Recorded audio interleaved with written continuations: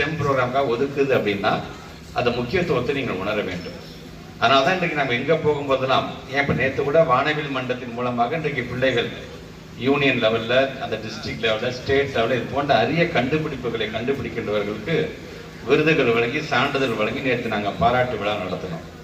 அப்படி ஒவ்வொருவரும் இங்கே நாகப்பட்டினம் மாவட்டம் என்று சொல்லும்போது இங்கே இருக்கின்ற பிள்ளைகள் நீங்கள் மட்டுமல்ல, இங்கே உருவாக்கப்பட்டிருக்குது என்று சொன்னால் இது சுற்றி வட்டாரத்தில் இருக்கின்ற அந்த பிள்ளைகள் எல்லாம் நம்ம ஆசிரியர்கள் அழைத்து வந்து இதை காமிக்கணுங்க.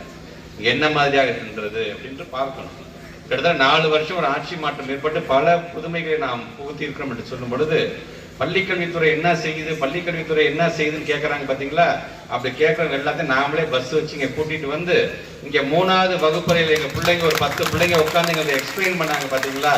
சிக்னலிங்னா என்ன, டிரான்ஸ்மிட்டர்னா என்ன, இது எப்படி இந்த ப்ரொப்பலரோட இந்த ட்ரோன் எப்படி பறக்குது என்று ஒவ்வொன்றா அவங்க விளக்கம் பாத்தீங்களா. அவங்கள்ட்ட உட்காந்தா அவங்களே விளக்கிடுவாங்க பள்ளிக்கல்வித்துறை என்ன செய்யுது அப்படிங்கிறது.